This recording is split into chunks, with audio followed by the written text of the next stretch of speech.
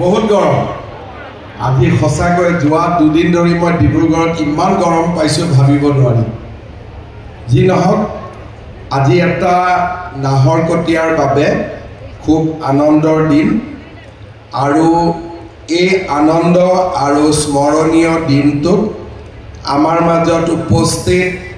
অসম চৰকাৰৰ মন্ত্ৰী শ্ৰী যোগেন মহান ডাঙৰীয়া প্ৰশান্ত ফুকন ডাঙৰীয়া বিমল বৰা ডাঙৰীয়া নাহৰকটীয়া সমষ্টিৰ সন্মানীয় বিধায়ক তৰংগ গগৈ ডাঙৰীয়া দুলিয়াজান সমষ্টিৰ সন্মানীয় বিধায়ক দেৰছ গোৱালা ডাঙৰীয়া খোৱাং সমষ্টিৰ সন্মানীয় বিধায়ক চক্ৰ গগৈ ডাঙৰীয়া আমাৰ মাজত উপস্থিত অসম চৰকাৰৰ প্ৰধান সচিব জ্ঞানেন্দ্ৰদেৱ ত্ৰিপাঠী ডাঙৰীয়া জিলা আয়ুক্ত বিক্ৰম কৈৰী ডাঙৰীয়া ডাইৰেক্টৰ এমপ্লয়মেণ্ট শ্ৰী নৰেন্দ্ৰ শাহ ডাঙৰীয়া লোক নিৰ্মাণ বিভাগৰ আয়ুক্ত সচিব ৰাজ চক্ৰৱৰ্তী ডাঙৰীয়া লোক নিৰ্মাণ স্বাস্থ্য আৰু শিক্ষা বিভাগৰ আয়ুক্ত সচিব চন্দন শৰ্মা ডাঙৰীয়া লোক নিৰ্মাণ বিভাগৰ আয়ুক্ত সচিব বিভূতি শইকীয়া ডাঙৰীয়া শ্ৰী বিকুল ডেকা ডাঙৰীয়া হেমন্ত গগৈ ডাঙৰীয়া আমাৰ মাজত উপস্থিত শ্ৰীযুত জেমছ গগৈ মৃদুল কলিতা ললি চলিহা ৰাণী শইকীয়া দুলাল বৰা নামৰূপ আৰু নাহৰকটীয়া পৌৰসভাৰ অধ্যক্ষকে আদি কৰি মঞ্চত উপবিষ্ট বিশিষ্ট ব্যক্তিসকল আই মাতৃসকল যুৱক যুৱতী বন্ধু বান্ধৱীসকল আৰু সন্মানীয় সুধীবৃন্দ আজি নাহৰকটীয়াৰ বাবে এটা অতিকে স্মৰণীয় দিন 2001 চনত মই অসম বিধানসভাত প্ৰথমবাৰৰ বাবে বিধায়ক নিৰ্বাচিত হৈছিল আৰু এক প্ৰকাৰ 2001 চনৰ পৰাই বিধানসভাত নাহৰকটীয়া মহকুমালৈ ৰূপান্তৰ কৰিব লাগে বুলি উত্থাপন কৰা দাবী আমি প্ৰতিবাৰে আলোচনা কৰিছিলোঁ শুনিছিলোঁ কিন্তু নাহৰকটীয়াক মহকুমালৈ উন্নীত কৰিব পৰা নহৈছিল আৰু নাহৰকটীয়া ৰাইজৰ মাজত এটা ক্ষোভৰ অগণি জ্বলি আছিলে ইয়াৰ লগতে নাহৰকটীয়া সমষ্টিত আমাৰ যি সাৰ কাৰখানা আছিলে সেই কাৰখানাও সংকটৰ সন্মুখীন হৈছিলে আৰু অসমৰ ভিতৰতে এটা ঔদ্যোগিক ব্যৱসায়িক শৈক্ষিক সাংস্কৃতিক সকলো দিশতে আগবঢ়া নাহৰকটীয়া সমষ্টিৰ জীৱনলৈ এক ক'ব নোৱাৰাকৈ সংকট আহি উপস্থিত হৈছিলে তেনে সময়তে 2021 চনৰ নিৰ্বাচনত ভাৰতীয় জনতা পাৰ্টীয়ে নাহৰকটীয়া সমষ্টিৰ বাবে আমাৰ সকলোৰে ভাতৃস্বৰূপ তৰংগ গগৈ ডাঙৰীয়াক বিধায়কৰ প্ৰাৰ্থী হিচাপে নিক্ষেপ কৰিছিলে আৰু নাহৰকটীয়াক তৰংগ গগৈ ডাঙৰীয়াক ভোট দিবৰ কাৰণে অনুৰোধ জনাবলৈ অহাৰ মুহূৰ্তত মই ৰাইজক কৈছিলোঁ যে 5টা বছৰত আমি নাহৰকটীয়াৰ জীৱনলৈ নামৰূপৰ জীৱনলৈ আমি পৰিৱৰ্তন আনিম চাওঁতে চাওঁতে আজি যোৱা 5টা বছৰত উন্নয়ন আৰু বিকাশৰ এক নতুন অনিৰুদ্ধ যাত্ৰা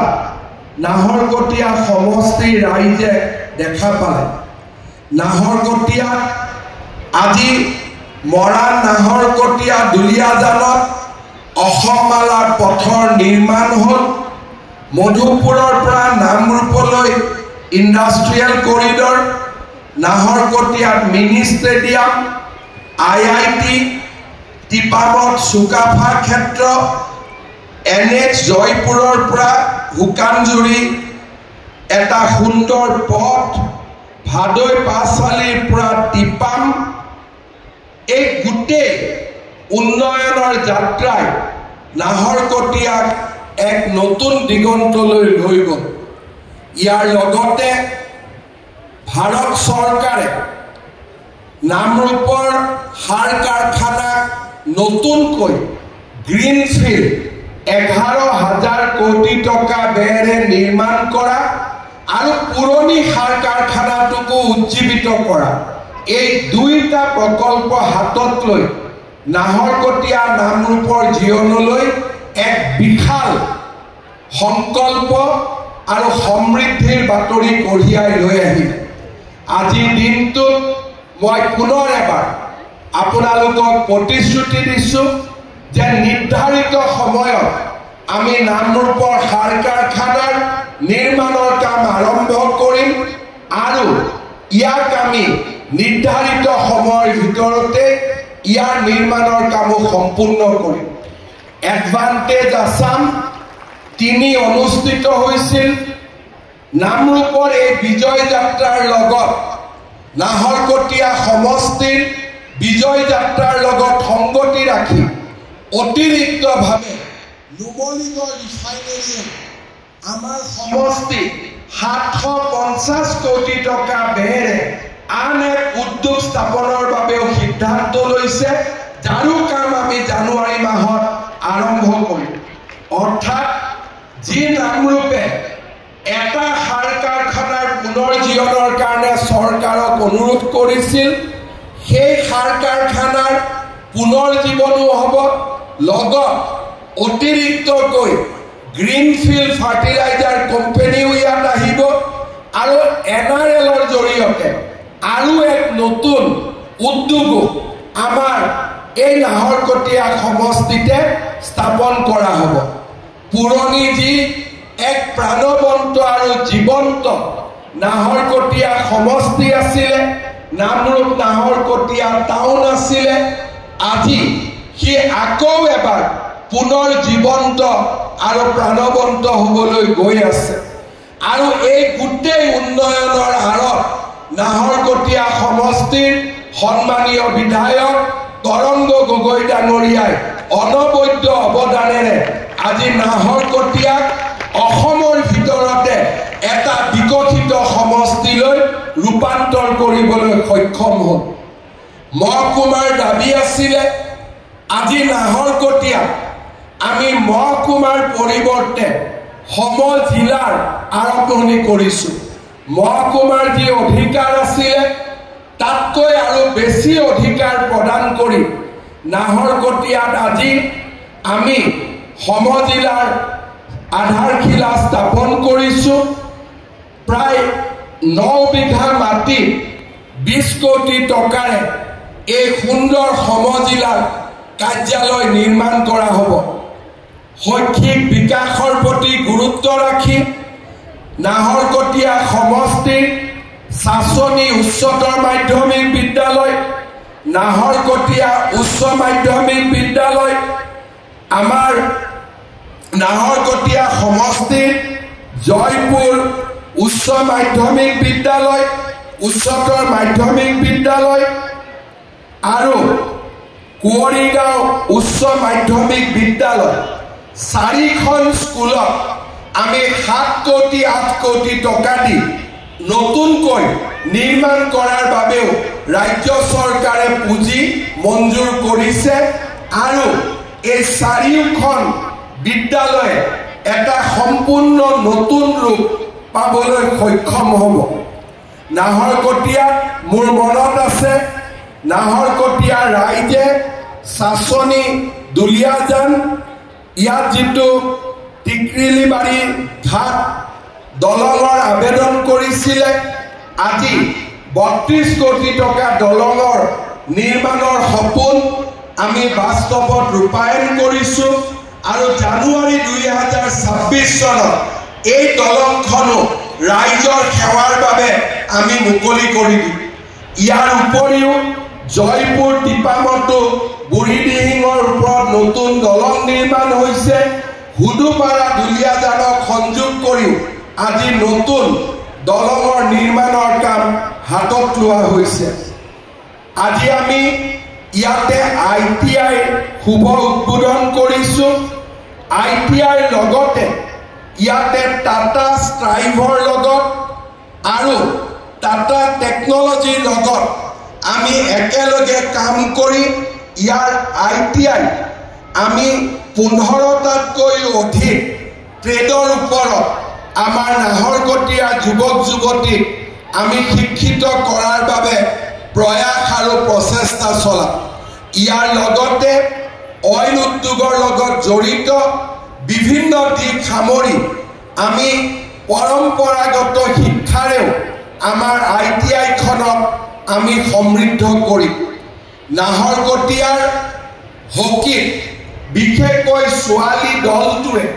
যথেষ্ট প্ৰতিভা দেখুৱাবলৈ সক্ষম হৈছিলে আৰু আমাৰ স্কুল চেম্পিয়নশ্বিপত নাহৰকটীয়া ছোৱালী দলে 8বাৰকৈ চেম্পিয়ন হৈ তেওঁলোকে নিজৰ প্ৰতিভা প্ৰকাশ কৰিবলৈ সক্ষম হৈছিলে। নাহৰকটীয়াৰ মহিলা হকী দলে সিনিয়ৰ জুনিয়ৰ সাব জুনিয়ৰ আন্তঃজিলা প্ৰতিযোগিতাতো 4-5 বাৰকৈ চেম্পিয়ন হ'বলৈ সক্ষম হৈছিলে। 2010 চনৰ পৰা 2025 চনৰ ভিতৰত নাহৰকটীয়াৰ ছোৱালী হকী দলৰ পৰা 100ৰো অধিক খেলুৱৈ সিনিয়ৰ জুনিয়ৰ আৰু সাব জুনিয়ৰ ৰাষ্ট্ৰীয় প্ৰতিযোগিতাত অসমক প্ৰতিনিধিত্ব কৰাৰ সুযোগ পাইছিলে। 2001 চনতে হীৰেন গগৈ আৰু স্বৰ্গীয় জয়ন্ত হাজৰিকাই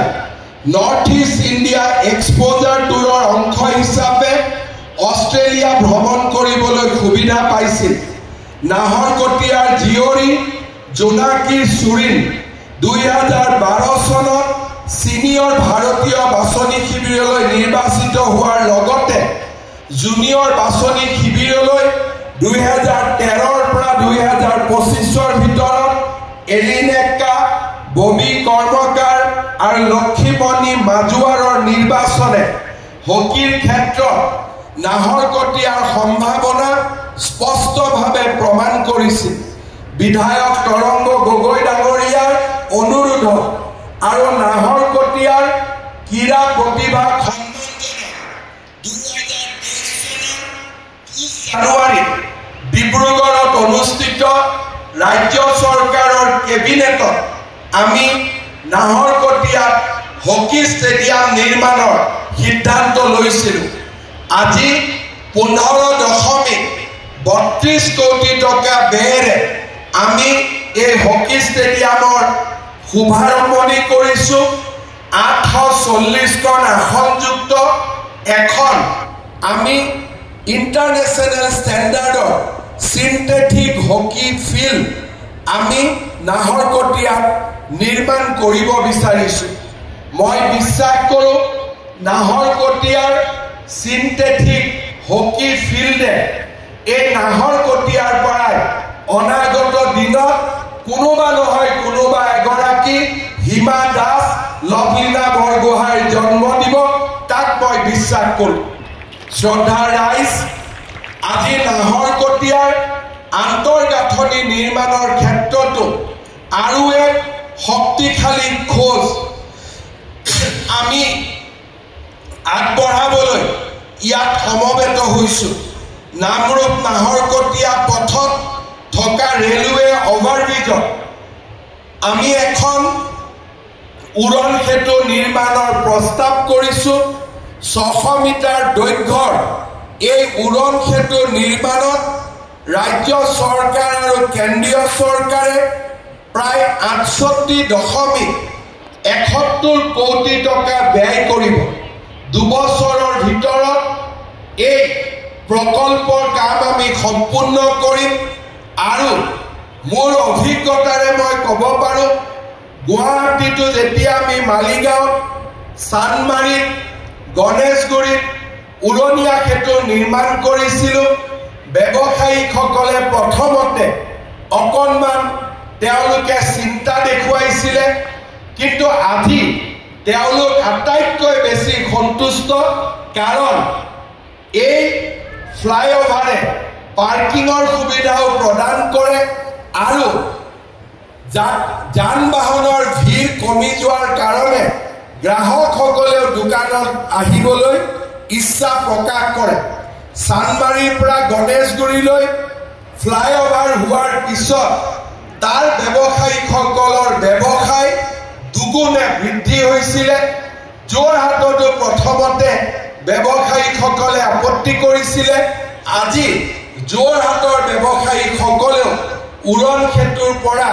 পাব পৰা ইতিবাচক সঁহাৰিৰ বাবে আমাক সম্পূৰ্ণ সহযোগিতা আগবঢ়াইছে। মই আমাৰ ইয়াত ব্যৱসায় কৰা ব্যৱসায়ীসকলক এটাই জনাব বিচাৰিম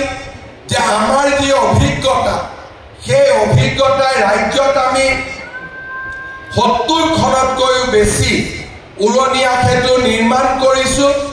আৰু অভিজ্ঞতাই আমাক প্ৰমাণ কৰিছে যে উৰণীয়া সেতুৱে দোকানৰ বা ব্যৱসায়ীৰ ব্যৱসায় কম নকৰে, বৰঞ্চ বৃদ্ধিয়ে কৰে। আৰু মই বিশ্বাস কৰোঁ যে নাহৰকটীয়াতো আমি একেই ফলাফল নিশ্চিতভাৱে দেখা পাম। আজি আমাৰ মঞ্চত কেইবাগৰাকীও বিধায়ক আছে আৰু মোৰ বক্তব্যই অসমৰ বিভিন্নজন বিধায়কে শুনিব। তাৰপিছত তেওঁলোকে এটাই কথা ক'ব যে দাদা আপুনি তৰংগক বেছি মৰম কৰে কাৰণে গোটেইবোৰ আজি নাহৰকটীয়াতে দি থৈ আহিলে। কিন্তু মই বিশ্বাস কৰোঁ যে অসমৰ এখন প্ৰাচীন শিল্প নগৰী হিচাপে আৰু অসমৰ এটা বৌদ্ধিক শৈক্ষিক ঔদ্যোগিক সমষ্টি ৰূপে নাহৰকটীয়াই যিখিনি পাইছে সেইখিনি পোৱাৰ বাবে নাহৰকটীয়াৰ ৰাইজৰ সম্পূৰ্ণ যোগ্যতা আছে। অনাগত দিনত ইয়াতকৈ আমি নাহৰকটীয়াৰ বাবে আৰু বেছিকৈ কাম কৰাৰ বাবে প্ৰয়াস আৰু প্ৰচেষ্টা কৰিম। শ্ৰদ্ধাৰ ৰাইজ, আমি যদি নিৰপেক্ষভাৱে চাওঁ আৰু অকণমান যদি দলীয় ৰাজনীতিৰ পৰা ঊৰ্ধত উঠি গৈ চিন্তা কৰোঁ, 2021 চনত আমি কোনেও কল্পনা কৰা নাছিলোঁ যে নাহৰকটীয়াৰ জীৱনলৈ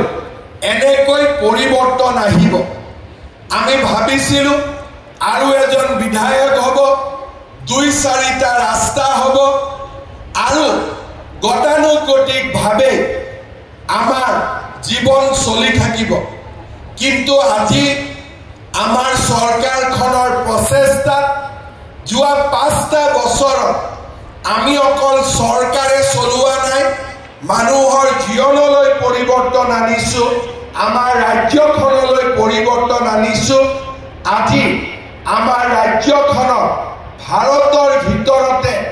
এখন অৰ্থনৈতিক উন্নয়নৰ জীৱন্ত কেন্দ্ৰ হিচাপে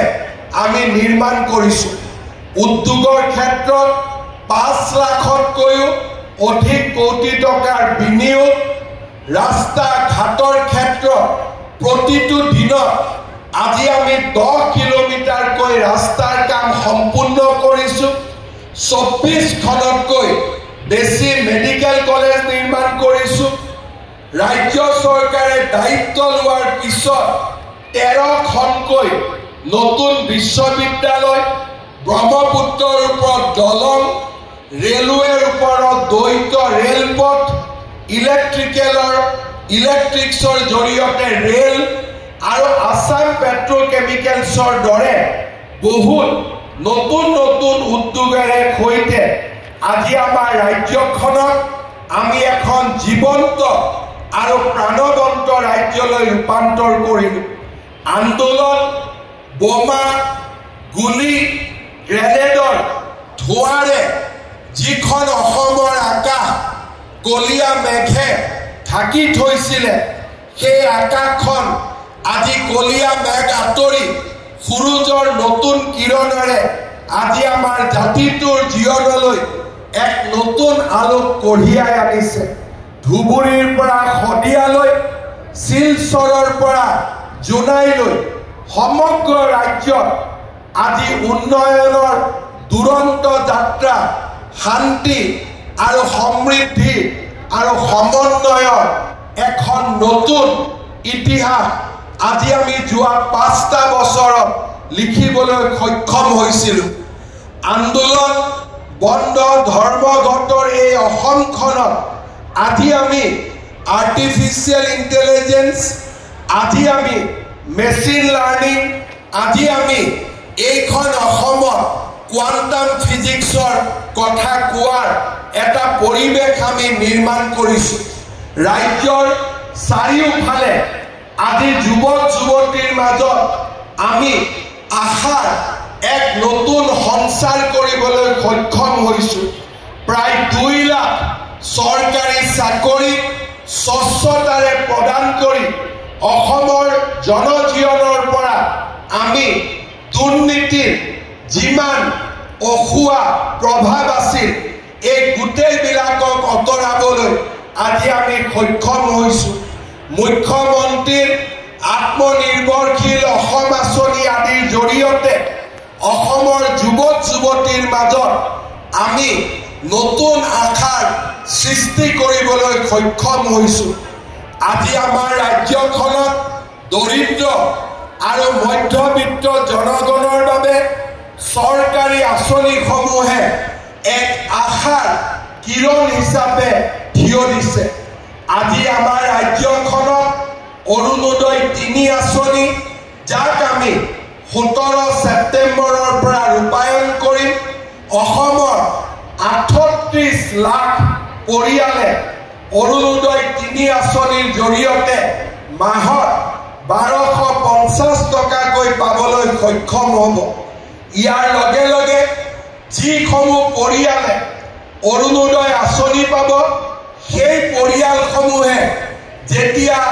গেছ কিনিব তেওঁলোকে গেছৰ বাবে আৰু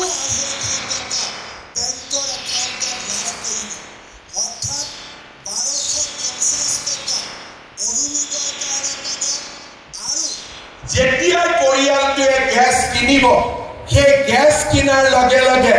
গেছৰ সাবসিডি হিচাপে আৰু 250 টকা তেওঁলোকৰ বেংক একাউণ্টত আমি দিয়াৰ বাবে সিদ্ধান্ত গ্ৰহণ কৰিছোঁ আমাৰ ৰাজ্য চৰকাৰে ৰাজ্যৰ 40 লাখ মহিলা উদ্যমিতা আঁচনিৰ জৰিয়তে আমি তেওঁলোকক এণ্টাৰপ্ৰেনিয়ৰ কৰিবৰ বাবে সিদ্ধান্ত লৈছোঁ আৰু 21 আগষ্টৰ পৰা প্ৰত্যেক মাহতে 20টা 30টাকৈ সমষ্টি আমি মহিলাসকলৰ আত্মসহায়ক গোটৰ সদস্যসকলক 10,000 টকা বিলাবৰ বাবেও বা প্ৰদান কৰাৰ বাবেও আমাৰ কি আঁচনি সেই আঁচনি আমি 21 আগষ্টৰ পৰা বাস্তৱত ৰূপায়ণ কৰাৰ কামত আমি আগবাঢ়িম এই বছৰৰে অক্টোবৰ মাহত 1 লাখ যুৱক যুৱতীয়ে মুখ্যমন্ত্ৰীৰ আত্মনিৰ্ভৰ অসম আঁচনিৰ জৰিয়তে ব্যৱসায় আদি কৰাৰ বাবে 2 লাখ টকাকৈ লাভ কৰিব এই বছৰৰ 10 অক্টোবৰ তাৰিখে প্ৰায় 60,000 যুৱক যুৱতীয়ে চৰকাৰী চাকৰি লাভ কৰিব এই বছৰতে এনে ধৰণৰ ইনফ্ৰাষ্ট্ৰাকচাৰৰ পৰা আৰম্ভ কৰি দৰিদ্ৰ লোকৰ কল্যাণৰ পৰা যুৱক যুৱতীসকলৰ বাবে আমি এক নতুন পৰিৱেশ নিৰ্মাণৰ বাবে যি চেষ্টা কৰিছিলোঁ তাক আজি আমি ধৰাতললৈ লৈ আহিম মই তৰংগ গগৈ ডাঙৰীয়াক সুধিছিলোঁ আমাৰ নাহৰকটীয়াৰ কিমান পৰিয়ালে অৰুণোদয়ৰ দ্বাৰা উপকৃত হ'ব 29,000 পৰিয়াল অৰুণোদয় আঁচনিৰ জৰিয়তে উপকৃত হ'ব মহিলা উদ্যমিতা আঁচনিটো 30,000 মহিলা উপকৃত হ'ব এটিকলি দুটিপাত আঁচনিৰ জৰিয়তে বাগিচাৰ মজদুৰ সমাজে 200 বছৰৰ চাহ উদ্যোগৰ সফল সমাপ্তিৰ স্বীকৃতিও লাভ কৰিব আমাৰ ৰাজ্যত কেতিয়াও মই 25 বছৰ মই নিজে বিধানসভাত আছো আৰু তাৰ লগে লগে ৰাজ্যৰ সামাজিক জীৱনত বহু বছৰৰ পৰা মই জড়িত হৈ আছো কেতিয়াও কোনো দিনে কেন্দ্ৰীয় চৰকাৰ আৰু ৰাজ্য চৰকাৰ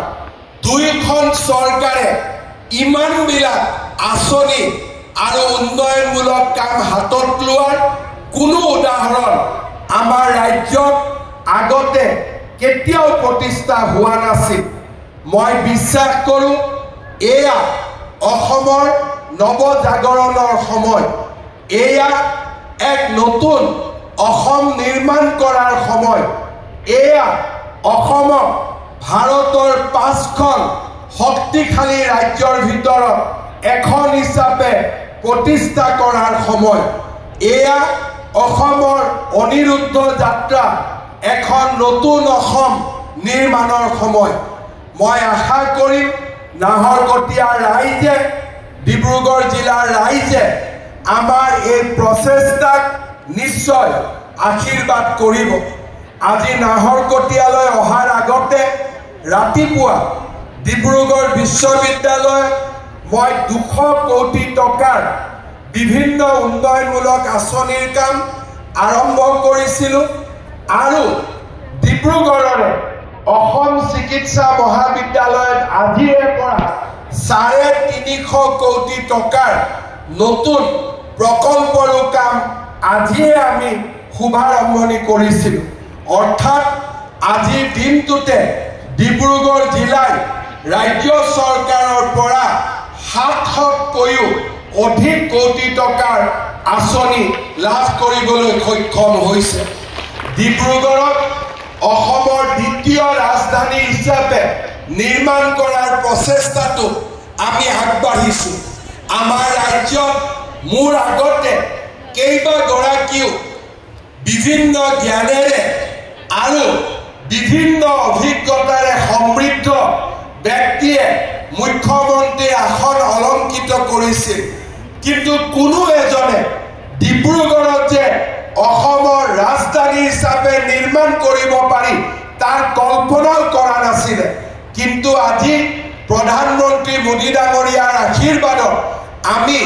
ডিব্ৰুগড়ক অসমৰ দ্বিতীয় ৰাজধানী হিচাপে নিৰ্মাণ কৰাৰ পথত আগবাঢ়িছোঁ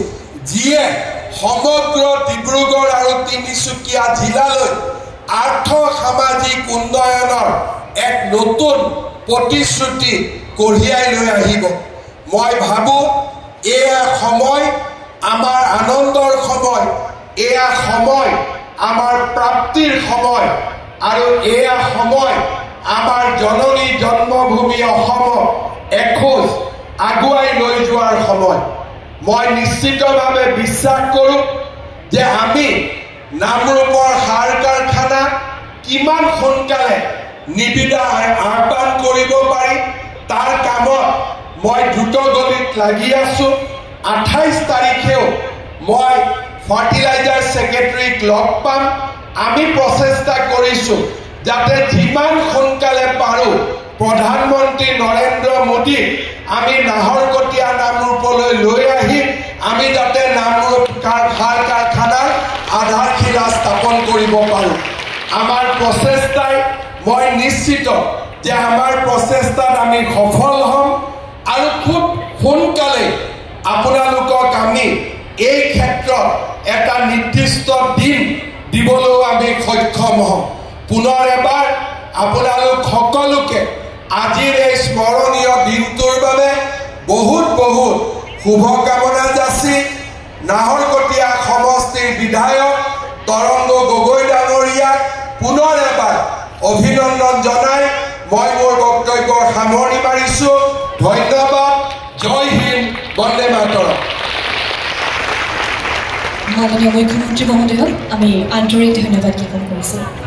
নাহৰকটীয়া দ্ৰুত বিকাশৰ লক্ষ্যৰে বিভিন্ন প্ৰকল্পৰ আধাৰশিলা স্থাপন অনুষ্ঠানৰ অন্তিম পৰ্যায়ত মাননীয় মুখ্যমন্ত্ৰী